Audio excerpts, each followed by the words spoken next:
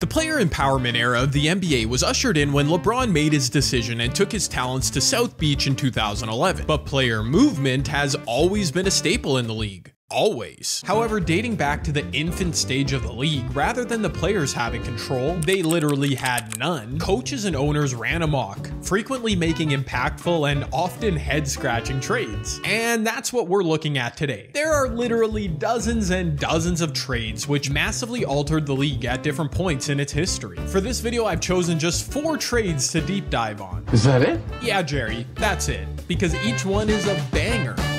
Feels as though we should go chronologically here, so let's travel back to the year 1956. Legendary Celtics shot caller Red Auerbach coveted Bill Russell ahead of the 1956 NBA draft. Unfortunately, them Celts were too good the season prior. They had played their way out of a top draft pick and had actually surrendered their first rounder to take Tom Heinsohn through a mechanism known as a territorial pick. The NBA had some super weird rules back in the day, just go with it. Auerbach was seeking a center who could rebound, start fast breaks, and play strong defense, which wasn't their traditional role. This kind of forward thinking is why he remains a true pioneer of the game, with Bill Simmons writing of Red, quote, "Red anticipating in 1956 exactly where the sport was heading to a T remains his single greatest accomplishment." Meanwhile, Bill Russell was entering the draft from the University of San Francisco. Bill was a 2-time NCAA champ as well an Olympic-level high jumper, doing that while battling the racist infrastructure that was still in place in American basketball. The Rochester Royals, who are now the Sacramento Kings, owned the first pick, but they were out on Russell as they were unwilling to pay the $25,000 signing bonus he had requested. Bill knew his worth, man. What a king. Rochester would indeed select Cy Green first overall, leaving the St. Louis Hawks on the board with a chance to grab Bill's second overall. There was just one large issue with that plan. No, if I'd have got drafted for St. Louis, I wouldn't have won the NBA. You wouldn't have been in the NBA? I would not have gone to the NBA. See, St. Louis as a city remained segregated through the 1950s, and the St. Louis Hawks were a full white team all the way until '61. Bill didn't want them, and it seemed they didn't want Bill. Rather, the Hawks had their eyes set on 6-time All-Star Ed Macauley of the Boston Celtics. Coincidentally, Macauley had reportedly requested a trade to those very same Hawks, as he wished to return to his hometown of St. Louis to be closer to his son. Don't you just love when a plan all comes together? Of course, there was one final hang-up in the deal, as after the original trade for Macauley had been discussed, the Hawks would later demand, additionally, Cliff Hagan. Hagan was a prized prospect of the Celtics and former NCAA champ. He hadn't played for Boston yet, however, because for 2 years he was serving in the military. What a different world, man. Red would relent and send both Macauley and Hagan to the Hawks in exchange for Bill Russell at the 1956 NBA draft. Later at the draft, the Celtics would draft Russell's college teammate Casey Jones, who along with Tom Heinsohn and Bill would win 8 championships with the Boston Celtics. Bill himself, as we know, would win 11 total rings, including 2 as a player-coach in 1968 and 69. The Hawks, meanwhile, would win a title after the trade in 1958. In doing so, became the very last all-white, non-integrated team to win an NBA championship. But I bet they wish they had 10 more of them, don't they? Hashtag regrets. While a savvy trade yearned dynastic results for the Celtics, a much more fortuitous deal kickstarted the Showtime Lakers run. In his first season with the Lakers in 1975-76, Kareem Abdul-Jabbar would win MVP, but LA would miss the playoffs with a 42-40 record. Kareem's second in command at the time was Gail Goodrich, 5-time All-Star, NBA champ, and future Hall of Famer. At age 33, Gail would sign a juicy free agent deal with the New Orleans Jazz in the summer of 1976, worth a reported $1.4 million. Oh, and by the way, the New Orleans Jazz would become the Utah Jazz, not the New Orleans Pelicans. So Pelicans fans, you're all right. Jazz fans, you might want to look away. The vision was actually reasonable here for the Jazz, as back in 1974, they had traded a haul for another NBA legend, Pete Maravich. Still Pete?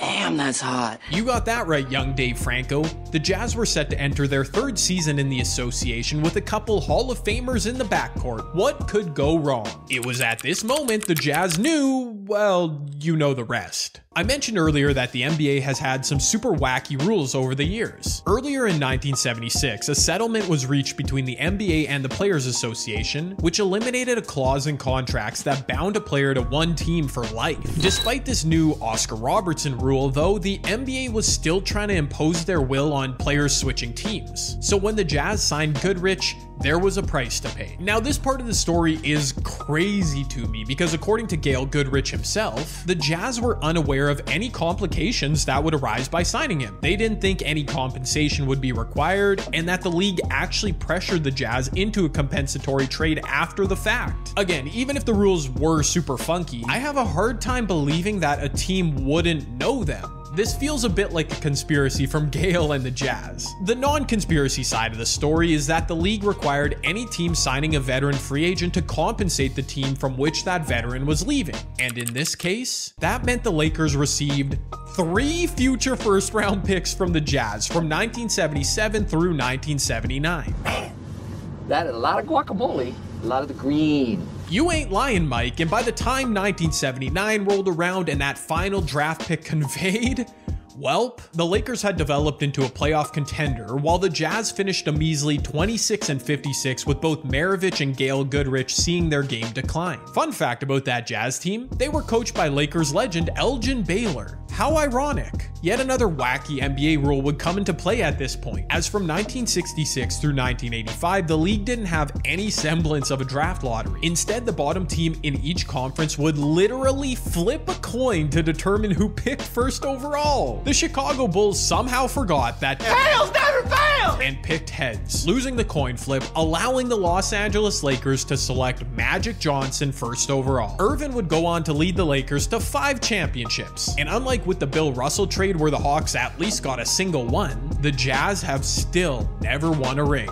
That's tough. Trade number 3 of the video takes us back to the NBA draft, but you know, in the future. Yeah, 1987. This monumental draft day deal in 1987 takes a bit of unraveling, and Knicks fans buckle up. Y'all about to catch mad strays here. In 1986, the Knicks traded for 2-time NBA champ Gerald Henderson from Seattle. In that deal, the 2 teams would swap 1987 first-round picks. Seattle would have a very surprising season in 87, pushing all the way through to the West Finals. They had a strong playoff run and held that Knicks first rounder, which would end up being 5th overall. Because you know, the Knicks was trash. Anyways, the prize of the 87 draft was David Robinson, who'd predictably get taken by the Spurs first overall. Now, as mentioned, the Sonics did have the Knicks 5th overall pick. The first rounder that they had swapped with the Knicks was actually the Bucks pick originally, which the Sonics had acquired after trading Jack Sikma. So Seattle still also owned their original first rounder, which was 9th overall. TLDR, the Sonics had 2 top 10 picks in 1987, fresh off a West Finals appearance. I really hope they don't fumble this bag. Reports indicated that the Sonics coveted guard Reggie Williams at number 5, but he was taken by the Clippers 1 spot ahead of them. And with that, Seattle changed course. Their new plan was to bolster their front court, which was a reasonable plan considering both Kareem Abdul-Jabbar and Hakeem Olajuwon both resided in the West. The Sonics knew that the Chicago Bulls were enamored by a previously little-known forward from Central Arkansas in the NAIA, Scottie Pippen.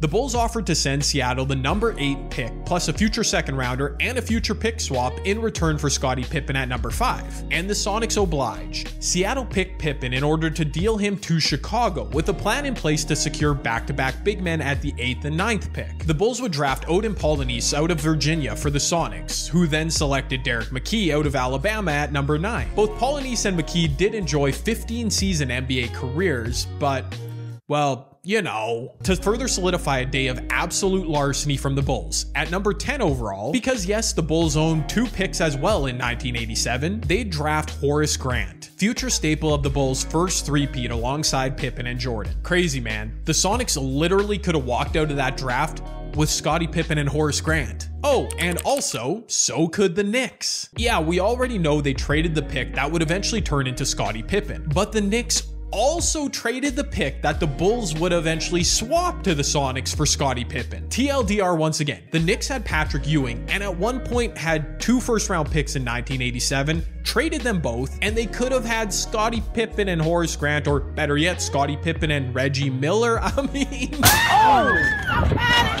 Our final trade of the video is once again a draft day maneuver, and Y'all probably could have seen this one coming from like a mile away. In 1996, while attending Lower Merion High School in Pennsylvania, Kobe Bryant would win every single national award they could come up with. Kobe's high school coach Greg Downer recalled being surprised yet confident when he heard Bryant declare for the NBA draft, saying, quote, "Part of you is like, did he just say this?" The other part is like, okay, let's go. College or not, Kobe would dazzle at pre-draft workouts, leaving Celtics GM Jan Volk to say, "If you close your eyes and thought a little bit, you might have thought you were watching Michael Jordan." More importantly, Lakers godfather Jerry West reportedly told Byron Scott that Kobe had the best workout he'd ever seen. The only issue with regards to Kobe was that high school players entering the draft was still a rather foreign concept. Kevin Garnett had declared the year prior, but he had the benefit of being 19 years old and a big man. In comparison, Kobe was just a little guard, and also only 17 years old at the time of the draft. Don Vito Jerry West didn't only have eyes for Kobe during the summer of '96 though, as he was also eyeing up free agent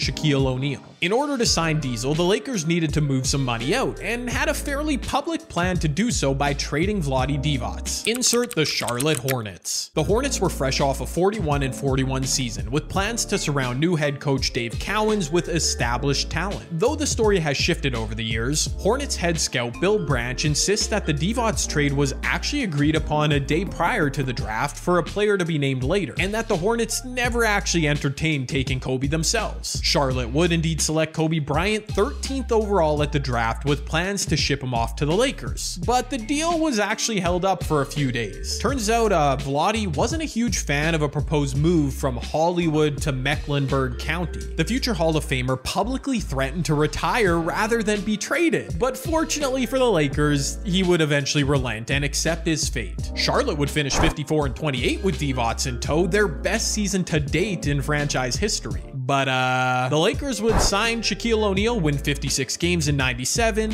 and eventually win 5 NBA championships on the back of Kobe Bean Bryant. Gotta be honest, I think the jury's still out on who won that trade. What is count?